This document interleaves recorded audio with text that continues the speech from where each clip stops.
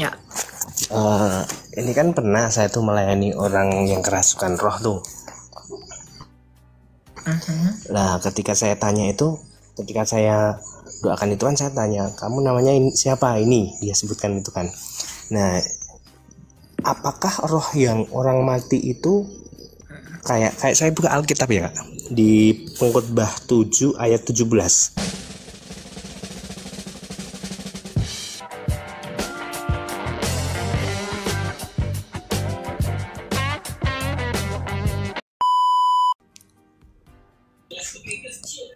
Silakan Halo, disampaikan. salam.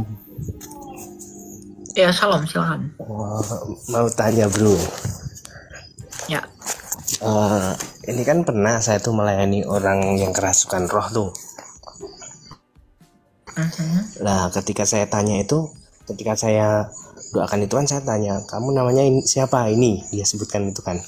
Nah, apakah roh yang orang mati itu kayak saya buka Alkitab ya Kak, di Pengkhotbah 7 ayat 17. Bunyinya begini, janganlah terlalu fasik, janganlah bodoh, mengapa engkau mau mati sebelum waktumu? Apakah yang dikatakan mati sebelum waktu Tuhan itu gimana Kak maksudnya?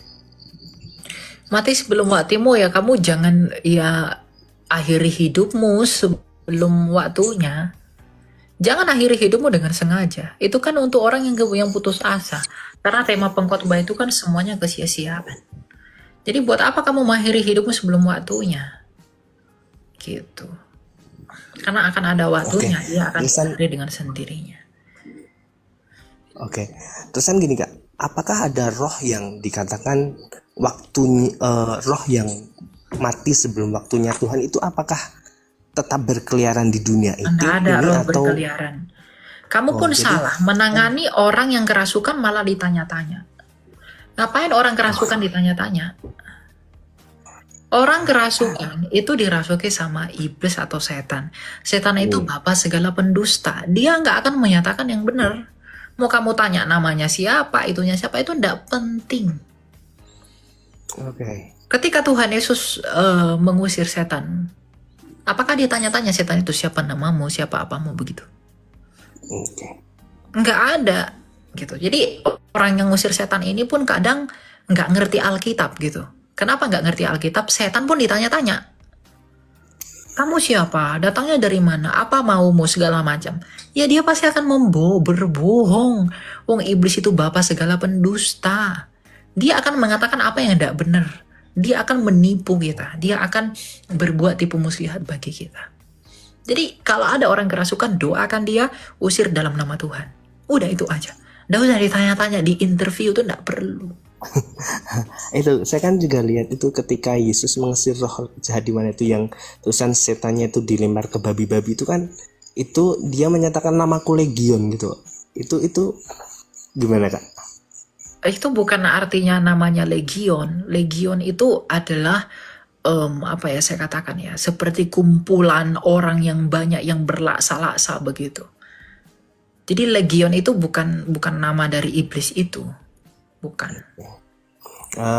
Terusan gini Kak, pernah saya dengar istilah dari adalah pengkhotbah gitu, ada seorang pendeta gitu bilang roh-roh yang belum waktunya mati itu bisa diinjili. Menurut Kakak gimana? Apakah emang ada? Nggak ada itu, nggak ada penginjilan kepada orang mati. Orang mati ya udah mati.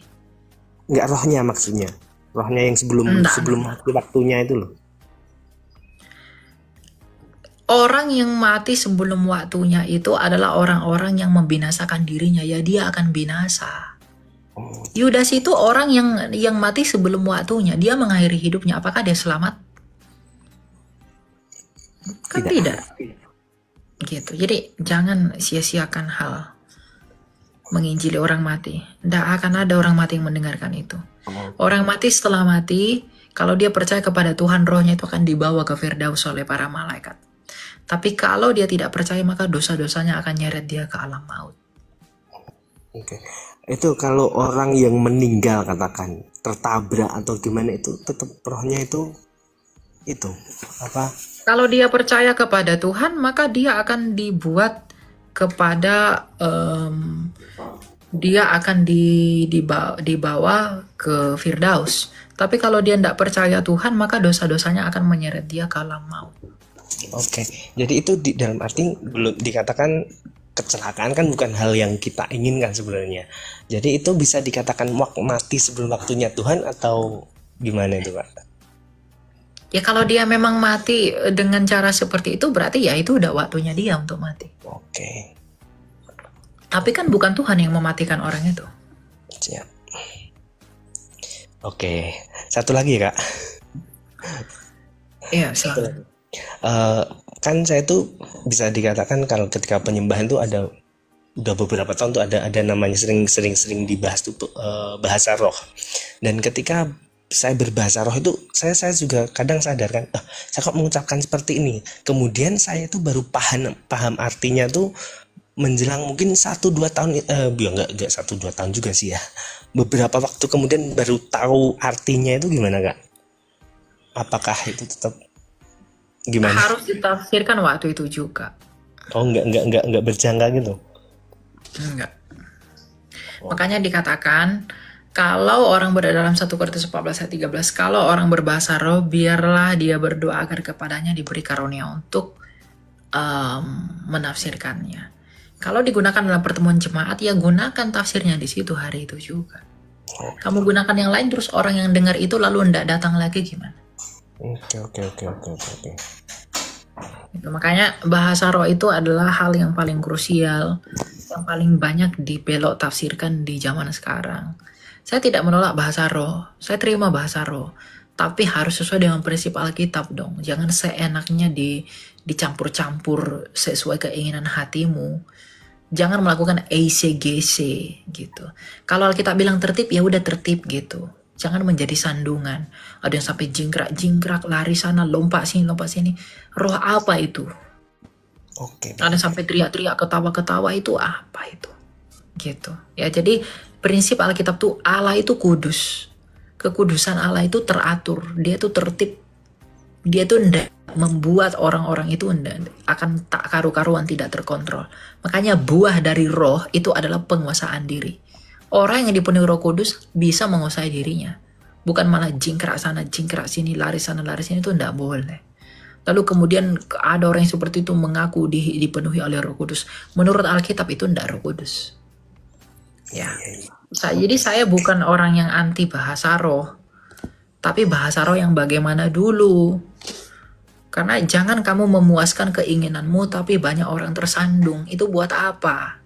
Oh, itu kan perasaanku kepada Tuhan. Itu kan begini-begini kepada Tuhan. Itu perasaanmu. Kalau itu menyandung orang bagaimana?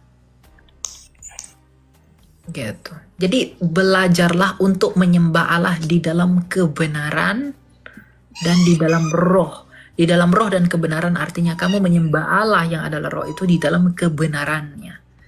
Bukan di dalam ketidakbenaran. Ikuti aja prinsip Alkitab. Itu aja. Tidak usah buat-buat yang baru-baru yang lain-lain.